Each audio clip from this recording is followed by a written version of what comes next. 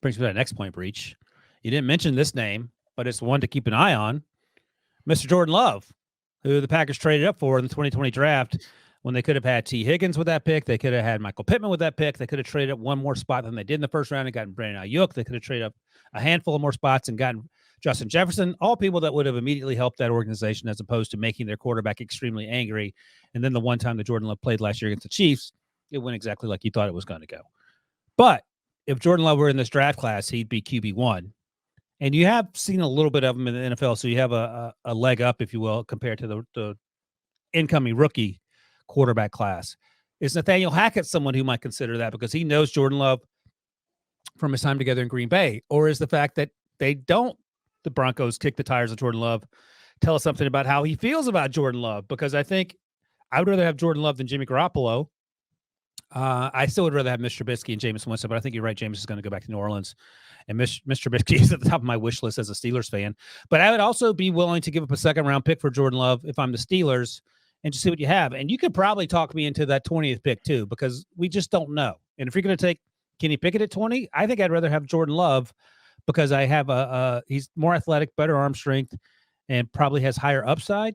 But where are you on Jordan Love and what his future might hold and what the indications might be, whether the Broncos go after him or not? This is tough because I don't know what you do with Jordan Love. You spent a first-round pick on him, so you can't trade him away for a fifth-round pick. And there's no reason for other teams to make you a huge offer because they don't know if Jordan Love's any good. Why are you? Would you do it for a second-round pick? Maybe a third.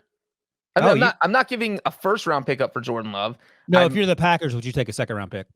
I mean, see, I'm saying the Packers can't do.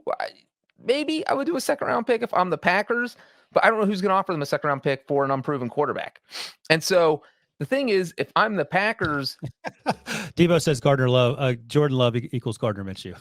Gardner Minshew is actually produced on the field. We've seen him play. Like, Jordan Love might be the next Aaron Rodgers, but we have no idea because we've never seen him play. So you can't just expect that you're going to trade for him. He's going to turn into a 4-time NFL MVP because you don't know that. If I'm the Packers, here is my mindset, is that how much does a backup quarterback cost? You have a backup quarterback under contract, under $2 million per year on average for the next 2 seasons, because that's what Jordan Love has left in his rookie deal. He's owed $1.7 million in 2022 and $2.3 million in 2023. That's a cheap backup quarterback. You hold on to him. If Aaron Rodgers has one of these waffling sessions or flip-flops on whether or not he wants to retire in 1 year or 2 years, you still have Jordan Love in your back pocket. But if you trade him away, he's your first-round pick. You can't just trade him away. I get it, but he reminds Aaron Rodgers of everything that went wrong in 2020 and why he was so angry and why he wasn't taken seriously by the front office, all that other stuff. And look, Andy Dalton, if you want to give Andy Dalton if he'll take a $5 million a year deal, he can sit behind Aaron Rodgers because maybe Aaron Rodgers doesn't want to look over his shoulder and see Jordan Love. But the Packers are in salary cap hell. Yeah. They can't just be offering Andy Dalton $5 million and they already have a guy under contract who only costs $1.7 million. And here's Andrew Brandt tweeted this out. He was a former NFL exec. In fact, he worked for the Packers at one time, and now he's in the media. And he was wrong about Aaron Rodgers. He admits that, taking that L. But he writes, the Packers are not trading Jordan Love. Brian Gutekunst is a Ted Thompson disciple. First-round picks are their family heirlooms. I guess, but, they traded up for Jordan Love for reasons that still remain unclear to me. So maybe they're willing to come off script on that. The flip side, Ryan, is what you're saying, though, is what they can't just keep him to keep him, though. If somebody offers you a second-round pick, would you take it?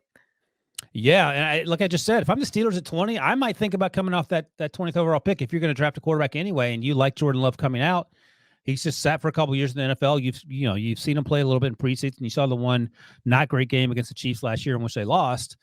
But I still think that's more information than you have on Malik Willis or Kenny Pickett or Sam Howell or whoever your guy is, Matt Corral, because we have no idea how they're going to translate to the next level. And maybe that's worth the 20th overall pick. Maybe I'm overshooting it here, but Andrew Brandt seems to think that Jordan Love isn't going anywhere. I would imagine if Aaron Rodgers wants Jordan Love gone, he'll be gone, but I don't know what their relationship is.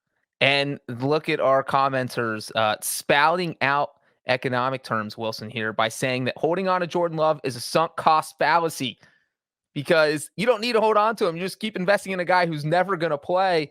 That doesn't look good. So just because you spent the first round pick, you just got to cut ties. I don't know though.